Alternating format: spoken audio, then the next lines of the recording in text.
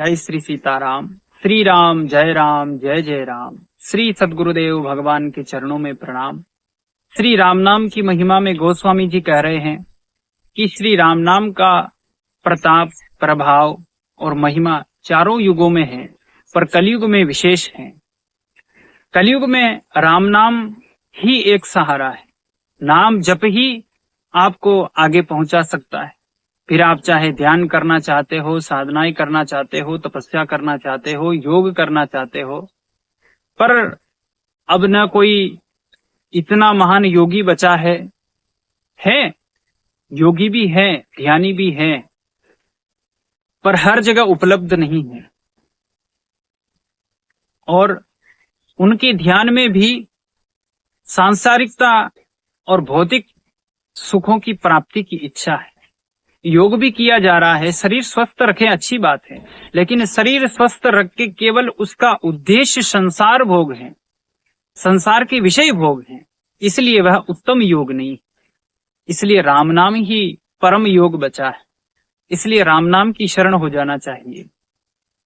नहीं कलि कर्म न भक्ति विवेकु, राम नाम अवलंबन एकु।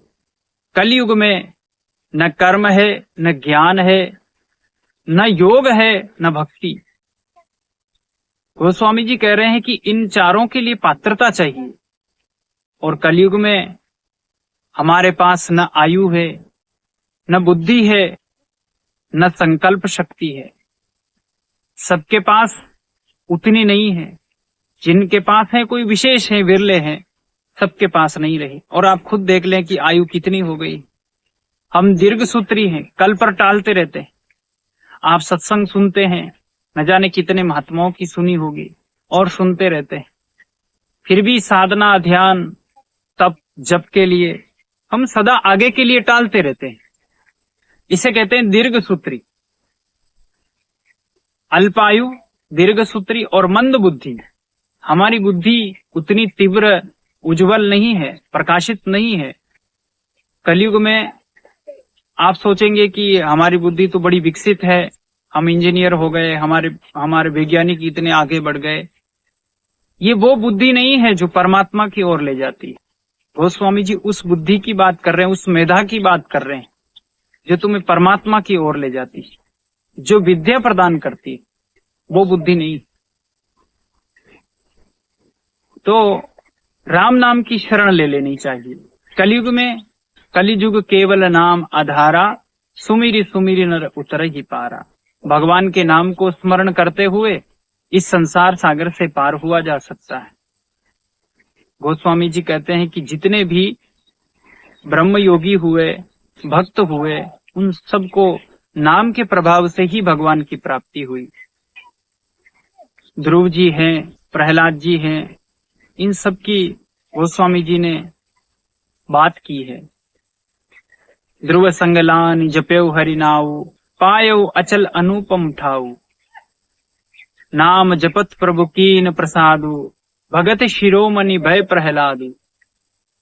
और नारद जानेउ नाम प्रतापु। नारद जी ने भी नाम का प्रताप जाना है।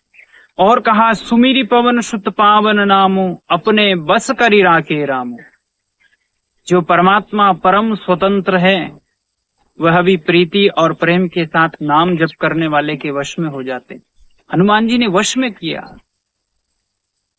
भगवान श्री राम जी को अपने वश में किया, अपनी भक्ति सरलता से, सेवा से, नाम जप के प्रभाव से। तो नाम जप के प्रभाव से क्या नहीं हो सकता। जब परम स्वतंत्र परमात्मा उस भक्त के पीछे पीछे डोल सकता है, तो और फिर क्या कहना।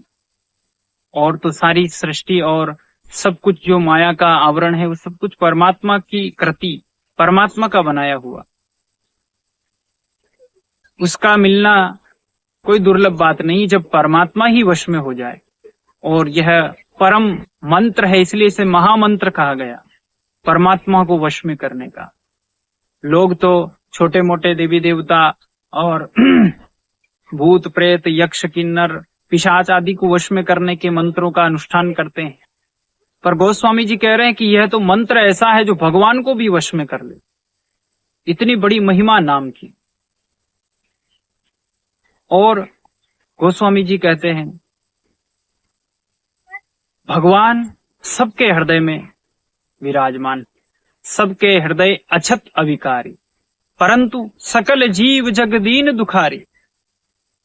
कि भगवान के हृदय में रहते हुए भी समस्त जीव दुखी, सारे जो मनुष्य समुदाय हैं क्लेशित हैं, दुखी हैं। ऐसा क्यों है? ऐसा इसलिए है क्योंकि नाम का निरूपण नहीं, नाम का जप नहीं। नाम निरूपण नाम जतन ते, सौ प्रगट जिमि मोल रतन ते। कि नाम का अगर आप जतन करेंगे, नाम का आप जप करेंगे, तो वही परमात्मा प्रकाशित हो जाएगा हृदय में। जैसे कोई हीरे को पहचान ले तो उसका मोल भाव प्रकट हो जाता है, ऐसे ही यह राम नाम रूपी मणि अगर आपने धारण कर ली तो परमात्मा प्रकाशित हो जाए। इस राम नाम के प्रकाश में वह परमात्मा आपको अनुभव में आएगा, आप उसका दर्शन कर पाएंगे। दर्शन दो प्रकार से होता है, साकार रूप से और निराकार रूप।